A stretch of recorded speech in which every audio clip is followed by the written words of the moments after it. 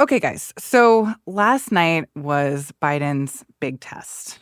This news conference that was essentially set up to save the candidacy of President Biden.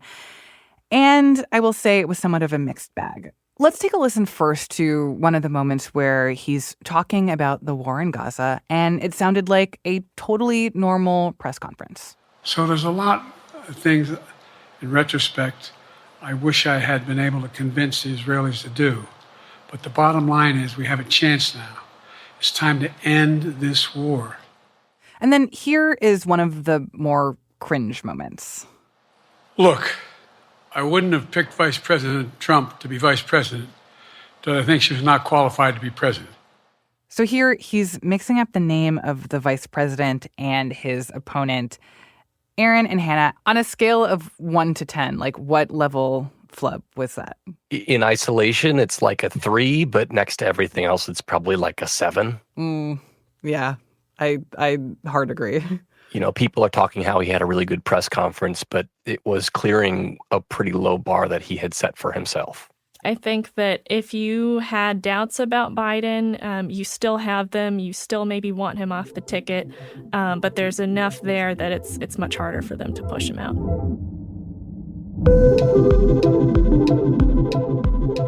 Welcome to The Campaign Moment. It's Friday, July 12th. I'm Martine Powers, co-host of Post Reports. And I'm Aaron Blake, author of the Campaign Moment newsletter and senior political reporter. Today, we're joined by Hannah Knowles, a national reporter here at The Post who covers campaigns. Hey, thanks for having me.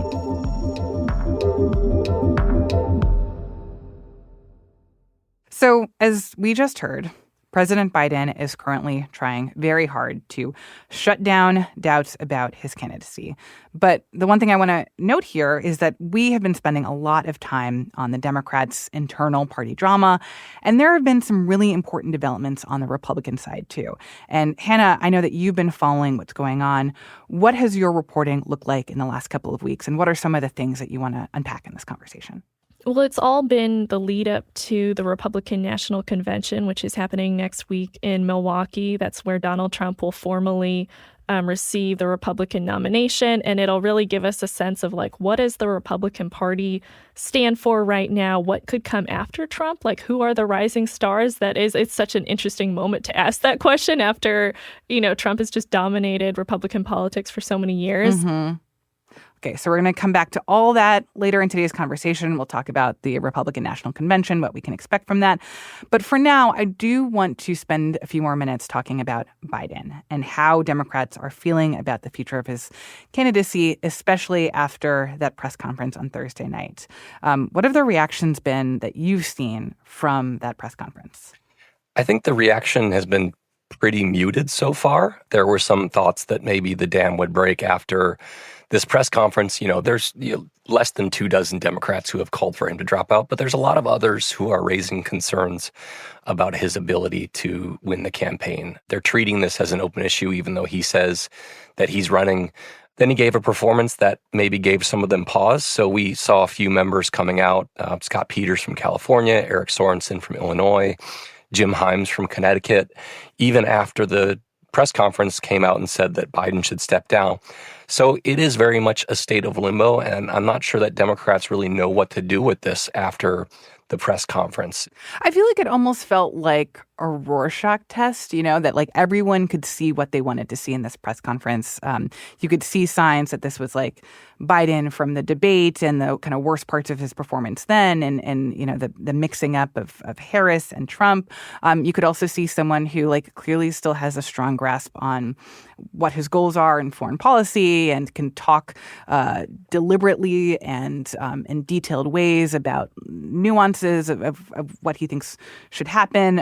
And then there were just like weird moments, cringy moments that I think no one really knows what to make of, particularly when it comes to like these questions about his candidacy and his response to that.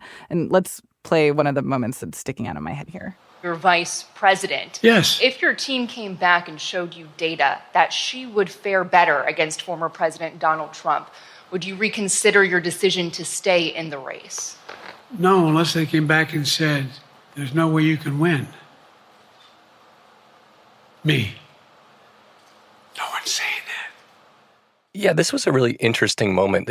You might remember the ABC News interview from last Friday where he was asked if Trump wins, if you run and Trump wins, this thing that you've warned is such an existential threat. How would you feel? And he said, well, as long as I did as well as I could have. That really alienated Democrats, the ones who want him out at least, because it suggested that he doesn't see this as the existential threat that they talk about. Yeah, that it's more about him and not about like whether or not he can win. It's like people don't care whether you tried that hard, your hardest or not. It's about whether you can win. Exactly. And this answer was very much in that vein. It's like he's basically saying Harris, my Vice President Harris, which is who the question was about, even if she had a better chance to win, I'm not dropping out unless I have no chance. Like he's not saying like I'm going to give my party the best chance to win. He's saying I'm going to run unless it's a complete lost cause. I still want to stay on some of these reactions from Democratic Party operatives and also from Hollywood, because that was the other big news this week, that George Clooney of ER fame, among many other things, came out in a New York Times op-ed and essentially said that he doesn't think Biden has it in him to run, that he saw Biden at this fundraiser shortly before the presidential debate, and that because of what he saw at that fundraiser, that he had serious doubts about Biden and his capability. And he thinks that Democrats are putting their heads in the sand if they think that he remains the right person to be the nominee. And we heard something along the same lines this morning from Ashley Judd, who wrote an opinion in USA Today calling for Biden to step down. It's interesting, and I think it's easy to kind of play this off as like, oh, look, the famous people are, writing op-eds. It is like, who cares what famous people say? But George Clooney is somebody who is pretty close to Biden world. He held a fundraiser last month, which was kind of the subject of his comments about this. Basically, he said the Biden that they saw at that fundraiser was also kind of the one we saw at the debate, where he was kind of meandering and people couldn't really understand what he was saying. So it did kind of paint a picture that suggested the debate was not an isolated incident. It also matters for potential donors. Like, are they signaling that these people aren't going to be as strongly behind Biden moving forward? It is just something that kind of draws attention to this debate in a way that maybe casual people wouldn't otherwise consume it. And yeah, as you say, it is so easy for Biden to dismiss, like, oh, it's just the Hollywood people who want me out. It's just the party elites who want me out. Like the real voters, real Americans are like here for me. But we do have a more complex picture of that this week because of polling that we saw coming out from. This was a Washington Post, ABC News, Ipsos poll released this week that shows that a majority of U.S. adults, and specifically a majority of Democrats, 56%, say that Biden should step aside and let someone else run. Yeah, Biden has said in his interviews basically that this is something that the elites are pushing for. That's a word he uses. His campaign is kind of pitching this as shadowy forces who are trying to push him out, which is a very kind of valuable political picture to paint. But it's not really an accurate one, because we do see in this post-Ipsos poll that a majority of Democrats want him out. About half in other polls have said that. There's other kind of troubling signs that Democrats aren't sold on him in this poll. A clear majority of them said he was too old. Only 32% of Democrats think Biden is more mentally sharp than Trump. We also saw 36% of Democrats said that the debate made them view Biden less favorably. And since we were talking about elites and what the elites want, I think talking to Democratic voters in Wisconsin, for example, that's where I was the other week, there are a lot of voters, and I would say a lot of younger voters who are kind of like, the party elites are the ones who put us in this situation. And they feel that the Democratic Party, like, cleared the way for Biden. They rearranged the primary process. They kind of went along with whatever he wanted to do rather than anyone really pushing for a more competitive primary. And so they felt like the voters have wanted someone different for a long time. And you see that in polling. And it was kind of the party apparatus that took a while to catch up. Yeah. Interesting. I do want to bring in some tape here because I did spend a little time yesterday calling some voters. These are people who had previously responded to a Post survey and called them back. I want to be clear, this is not like a scientific survey on my part, and just a few people who happened to pick up who are likely Biden voters, who are some of them are Democrats, some of them weren't.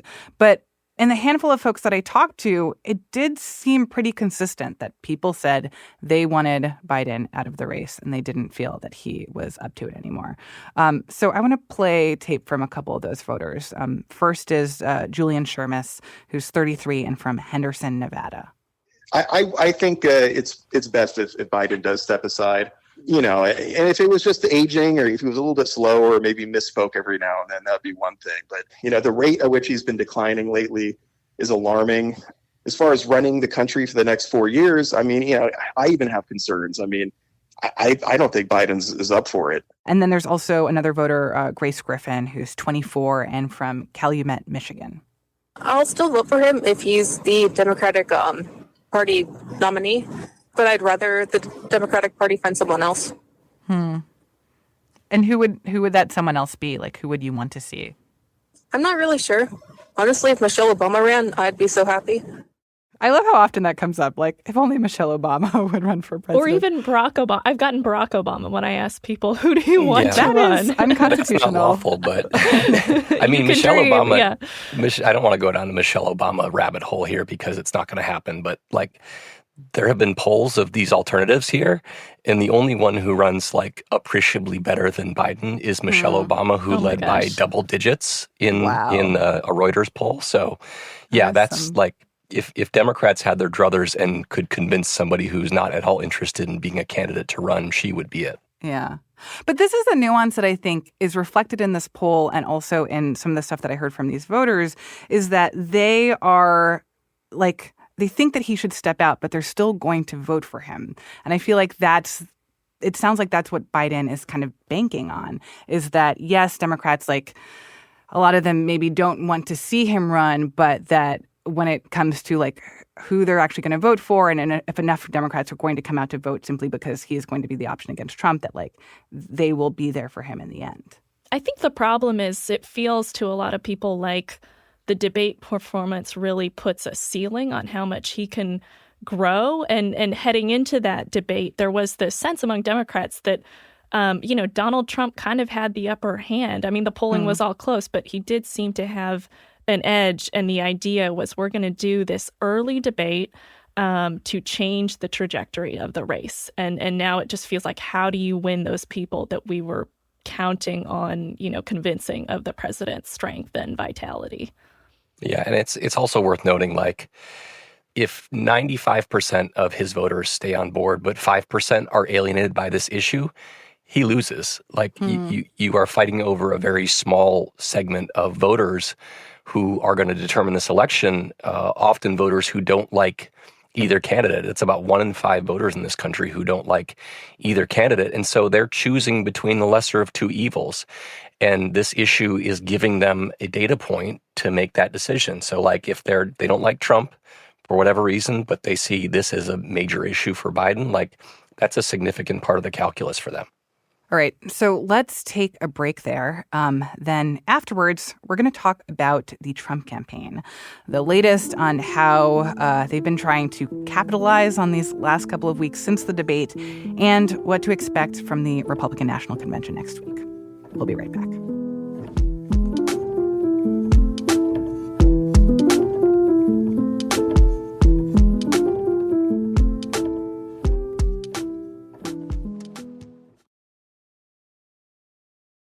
So, Hannah, is it just me, or has Trump been very quiet for Donald Trump since the debate a couple of weeks ago? Yes, it's been a weird couple of weeks in Trump land, right? Because we're all used to Trump dominating the headlines and Biden being sort of the quieter candidate. But Trump is really just kind of laid low while all this drama is unfolding in the Democratic Party. And I think which, just for the record, is incredible. Right? Which is a major achievement for him and his operation. And I think that's absolutely what, his allies would advise him to do at this moment, right? And actually, it kind of echoes what happened during the debate. I mean, everyone had advised Donald Trump, just shut up and don't interrupt Biden like you did in that famous debate they had in 2020. Just let him talk. And it worked out better than they could have imagined because the Biden who showed up was not, the Biden from the State of the Union. And that was the story of the debate. And so coming out of the debate, I was at like the first rally that Trump did right after that.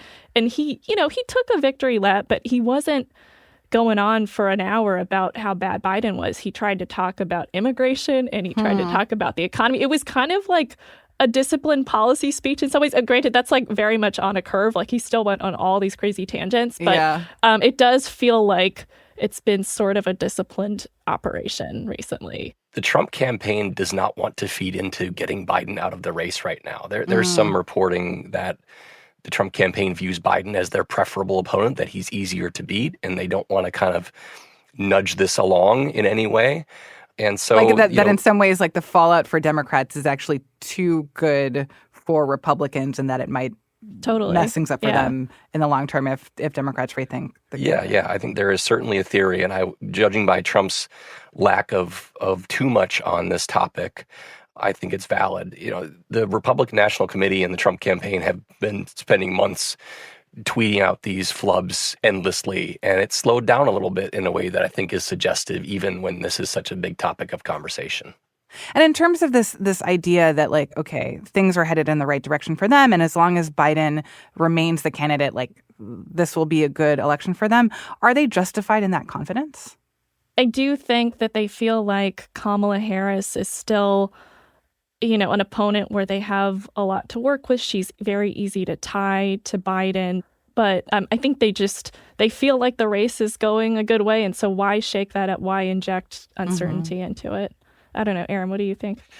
It's so hard to know these days because the polls have proven to be off, and also because we're so polarized. I mean, it was 8 years ago that members of a political party were calling for their nominee to drop out very late in the campaign. That was Donald Trump after the Access Hollywood tape, and not every Republican, but lots of Republicans thought he was cooked. Like they thought it was over. And then a month later, he won the election.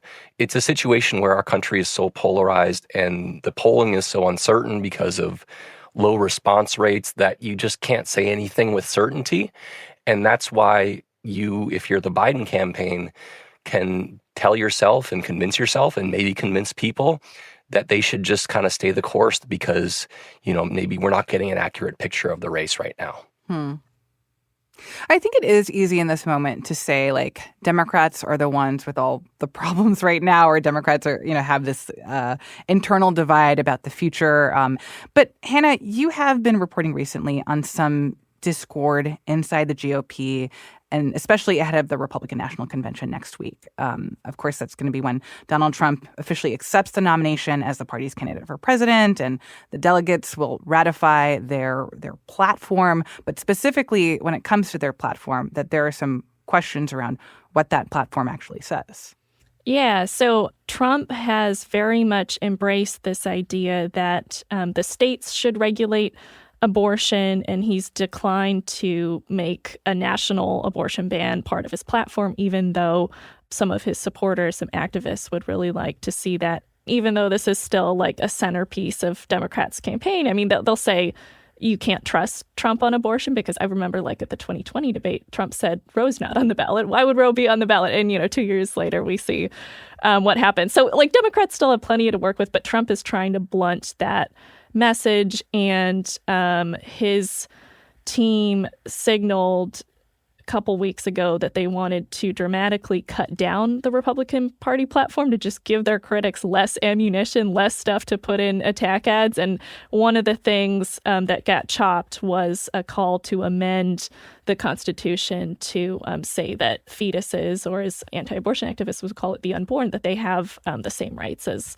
any person. So Trump's campaign is basically like, we don't need to talk about this, and like let's hew to the middle when it comes to abortion. But it sounds like some Republicans feel kind of railroaded by that, like that they say this is a core part of our party, and like how can you just give up on that? Yeah, and I talked to some people who were part of the committee that was assembled to, work on this draft platform. And, one woman I talked to, she's been part of this process for many years. She's done it before. She knows how it usually works. And this year it was very different. usually they have subcommittees that kind of workshop the language and they propose amendments. And they were told they would have subcommittees, but then they show up and those subcommittees don't do anything. They get there, they're told to give their phones away. They're given, copies of the draft, and they're not really given time to digest it or talk about it. And soon someone's calling, okay, let's vote on it, and it passes. I think there is a lot of dissent about how that process played out. But at the end of the day, I mean, these people are very much behind Trump. I don't see this as like a major issue for the Republican Party's unity. Yeah, I think that you're probably going to see at least some chatter about this at the convention.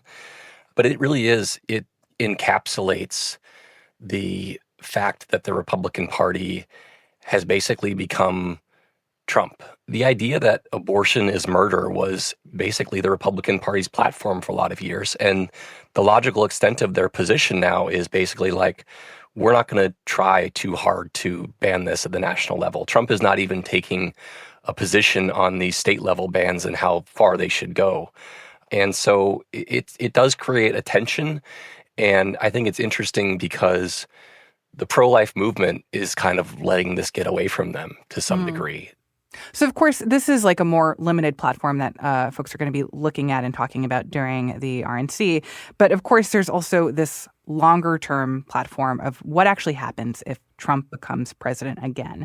And a lot of this is centered on talk about Project 2025, which is like one of those things that I had not heard of up until like a week ago. And now everyone is talking about Project 2025 and what it is and why it's so scary, I think, to a lot of people.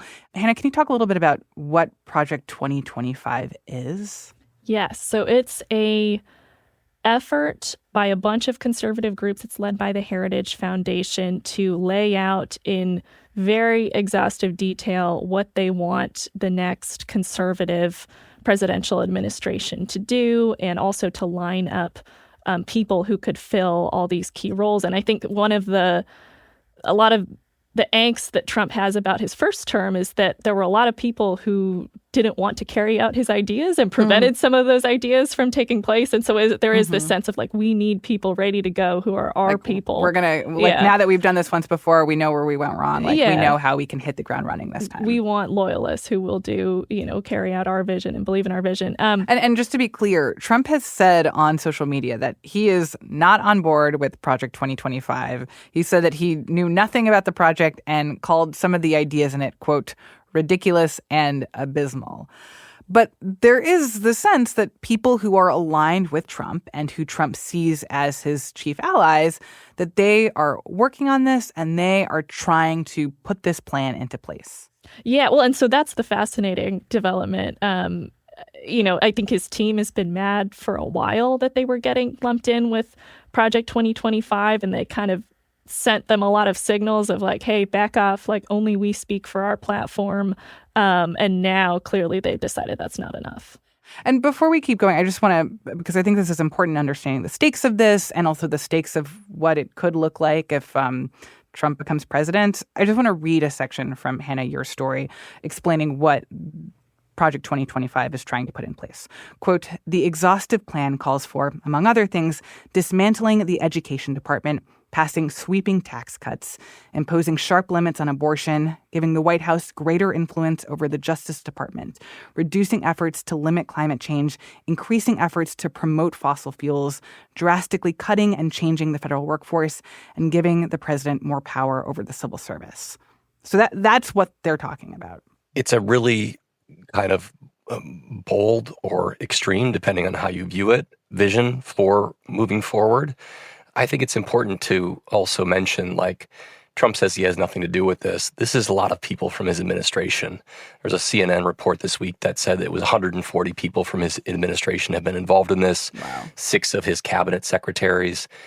Back in 2022, Trump keynoted a dinner for the Heritage Foundation when it was starting to work on these kinds of things, and basically said that this group is going to be putting together the groundwork and detailed plans for exactly what our movement will do. So it's hard to completely distance himself from this, and I think there's really a question of like, how much is he putting this aside for political reasons, but it actually represents his agenda. There's a lot of overlap in what this plan is putting forward and what Trump has said personally. So it's hard to completely distance himself from.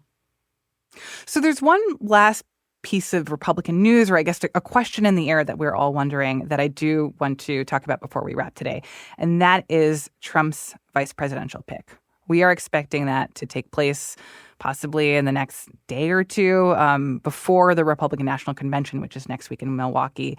And there are apparently, according to our reporting, 3 frontrunners. That's Senator Marco Rubio, Senator J.D. Vance, and Governor Doug Burgum. Tell me a little bit about like where the prognostications are at of like who he's going to pick, what's people's money on, and what are the potential benefits of each of these candidates. Yeah, so my colleagues have reported that Marco Rubio and J.D. Vance were really kind of at the center of the discussions early this week. But like every bit of reporting that we do on this beat, it's like it always comes with this huge caveat of like Trump is infamously unpredictable. Like he changes his mind. He could just, tweet it out, or I guess truth it out these days, So I think that we don't have much more insight than that right now. Marco Rubio makes sense if the idea is to win by, expanding the appeal of the ticket. He's a more establishment-oriented politician who maybe appeals to some of those Nikki Haley voters in the Republican primaries. I think J.D. Vance is like the governing, I want to go full MAGA pick. He's very much in line with that worldview. And then I think Burgum is kind of like we're just going to pick something super safe here. I think in recent days and kind of the increasing optimism of the Trump campaign could push them towards somebody like Vance. I think he's the one that people generally think is the most likely. Again, we don't know because things can surprise us. And I do wonder how much Trump would trust Marco Rubio as his vice president. We're imagining that he thinks Rubio is like wants to become president and is like going to be looking for any opportunity to kind of advance his own interests. And also, the example of Mike Pence, who was also an establishment Republican, who for 4 years very obsequiously served as Trump's vice president. And then when the rubber hit the road on January 6th, did not do what Trump wanted him to. I have a hard time believing that Trump would completely trust Rubio in that role to not do what Pence eventually did. And, I think that's a very big consideration for them. I think that's a really good point about like loyalty. I mean, J.D. Vance is just like at this point sort of the essence of what Trump wants his surrogates to be. I mean, he will just go out there and defend everything that Trump says and does. And he also has some influential people vouching for him. He has the president's son, Don Jr., really saying that he would be a good pick. Yeah. Well, we'll see how it all plays out. I think we have to leave it there. But Hannah and Aaron, thank you guys both so much for being here today. And I'll see you in just a couple of days in Wisconsin. See ya. See you there. And in the meantime, make sure that you are subscribing to the Campaign Moment newsletter, which Aaron is the author of. Yeah, we'll have a lot of newsletters next week, so now is definitely the time to be signing up. And you can find the link to the Campaign Moment newsletter in our show notes and at postreports.com. Hannah Knowles is a national politics reporter covering campaigns for The Post, and Aaron Blake is a senior political reporter. That's it for this week on the Campaign Moment. If you're tuning in via Post Reports, you know that we are bringing you these conversations most Fridays. But if you're not following the Campaign Moment podcast itself, you are missing out. We had a great episode earlier this week with a behind-the-scenes look at the Biden campaign, and we're going to have more episodes next week at the RNC about Trump's vice presidential pick, much more, and a lot of that will be exclusive to the Campaign Moment podcast. So if you have not yet followed the Campaign Moment podcast in your podcast app, this is the moment to do that. Today's episode was produced by Laura Benshoff and mixed by Rennie Svirnovsky. It was edited by Lucy Perkins and Mary Jo Murphy. Our team also includes Maggie Penman, Rena Flores, Lucy Perkins, Monica Campbell, Ted Muldoon, Alana Gordon, Ariel Plotnick, Bishop Sand, Rennie Svirnovsky, Sabby Robinson, Emma Talkoff, Sean Carter, Peter Bresnan, Trinity Webster Bass, Ali Bianco, Allison Michaels, Renita Jablonski, and Elahe Izadi. I'm Martine Powers. Have a great weekend, and we'll see you next week.